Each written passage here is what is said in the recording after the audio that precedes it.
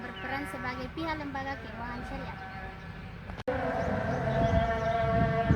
Saya Patri berperan sebagai Dewan Pengawas Syariah. Saya Ratna berperan sebagai bagian akuntansi. Saya Rizky Rahayu berperan sebagai nasabah. Simulasi ini bertujuan untuk memahami aturan penerapan tes angka syariah 402 tentang akuntansi negara serta menjamin kemudahan syariah. Mari kita mulai.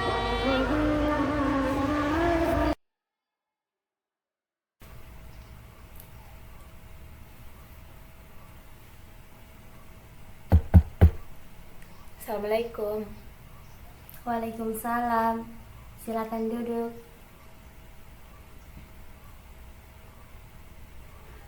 Baik, kami sudah mempelajari proposal Ibu. Konveksi Rizky Taylor butuh tambahan 5 unit mesin jahit industri. Betul? Betul sekali, Bu.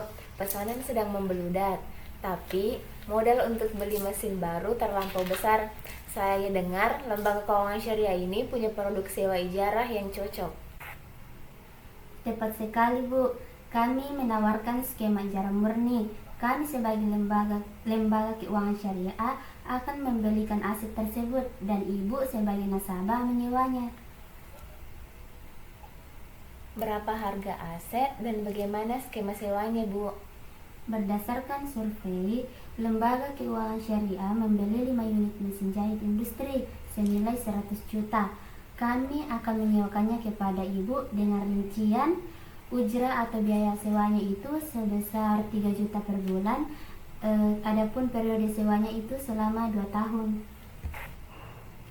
3 juta per bulan, 2 tahun, saya setuju. Insya Allah sanggup. Lalu soal pemeliharaannya bagaimana? Sesuai prinsip ijarah, yang pertama itu pemeliharaan mayor struktural penggantian suku cadang utama, itu merupakan tanggung jawab lembaga keuangan syariah atau pemilik aset. Kemudian yang kedua, pemeliharaan minor rutin perawatan harian, itu merupakan tanggung jawab konveksi Rizky Taylor atau pengguna aset. Baik, Bu, dengan ini lembaga keuangan syariah menyatakan telah membeli 5 unit mesin jahit industri senilai 100 juta dan bersedia menyewakannya kepada konveksi Rizky Taylor selama 2 tahun dengan ujrah 3 juta per bulan.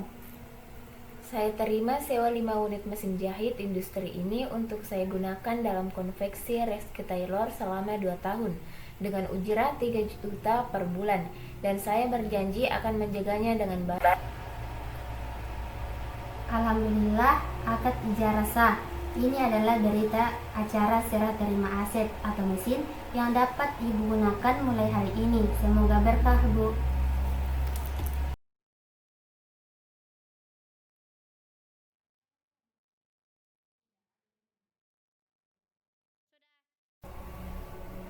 Assalamualaikum, saya akan menjelaskan pencatatan transaksi ijarah ini sesuai PSAK Syariah 407 tentang akuntansi ijarah. LKS mengakui aset yang dibeli untuk disewakan sebagai aset ijarah pada saat perolehan. Ini adalah aset tetap milik LKS. Nilai perolehan asetnya itu 100 juta. Selanjutnya yaitu penyusutan aset.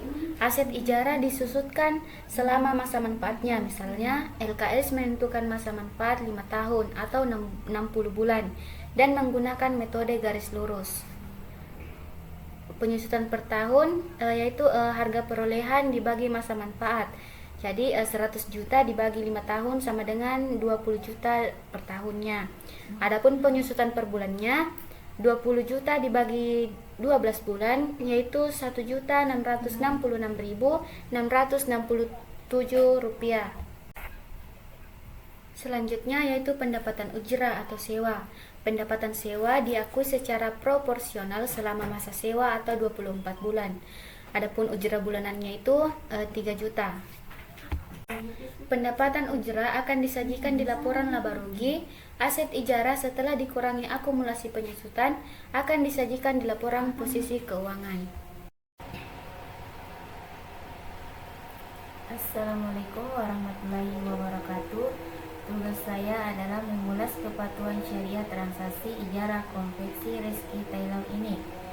Prinsip kepatuhan syariah sesuai Fatwa DSN MUI. Yang pertama itu kepemilikan aset. LKS harus memiliki aset secara penuh dan sempurna sebelum menyewakannya. Terpenuhi. Lembaga keuangan syariah telah membeli aset senilai 100 juta. Yang kedua, manfaat jelas. Objek sewa adalah manfaat jasa dari mesin jahit, bukan zat mesinnya saja. Manfaatnya jelas memproduksi pakaian. Yang ketiga, kewajiban mu'jir. Lembaga keuangan syariah menanggung biaya kepemilikan dan pemeliharaan mayor. Terpenuhi. Lembaga keuangan syariah menanggung pemeliharaan mayor. Yang keempat, kewajiban mutasyir. Nasabah menanggung biaya operasional dan pemeliharaan minor. Terpenuhi. Konveksi Reski Taylor menanggung pemeliharaan minor. Yang kelima, ujar jelas. Ujar sewa ditetapkan di awal akad dan tidak boleh berubah tanpa kesepakatan baru. Terpenuhi.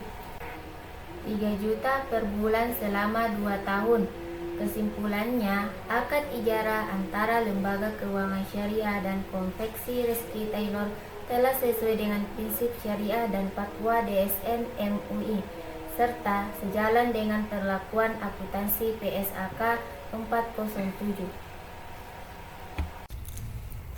Baik, sebagai penutup, mari kita refleksikan 2 kasus krusial dalam ijarah. Yang pertama, jika di tengah masa sewa aset rusak, siapa yang menanggung? Dalam kasus kami, jika mesin rusak karena pemakaian wajar atau butuh perbaikan besar atau mayor, yang menanggung adalah lembaga keuangan syariah sebagai pemilik aset. Tepat. Beban perbaikan mayor dicatat sebagai beban perbaikan dan pemeliharaan aset ijarah di sisi LKS, karena aset adalah milik LKS. Yang kedua, bagaimana pencatatan jika ijarah berubah menjadi IMBT atau ijarah muntahiyah bitamlik? Jika ijarah berubah menjadi IMBT, ijarah yang diakhiri dengan perpindahan kepemilikan, maka di akhir masa sewa akan ada akad tambahan, yaitu hibah, pemberian atau penjualan, jual beli dari lembaga keuangan syariah ke nasabah. Pencatatan IMBT lebih kompleks. Selain jurnal ijarah biasa, saat perpindahan kepemilikan, LKS harus mencatat hapus buku aset ijarah dan pengakuan pendapatan non-ujrah. Jika skema penjualan, nasabah mencatat pengakuan aset tetap. Sekian simulasi kelompok 4. Terima kasih. Wassalamualaikum warahmatullahi wabarakatuh. Tamatnya sudah acuan tadi. Terima kasih dan jumpa lagi.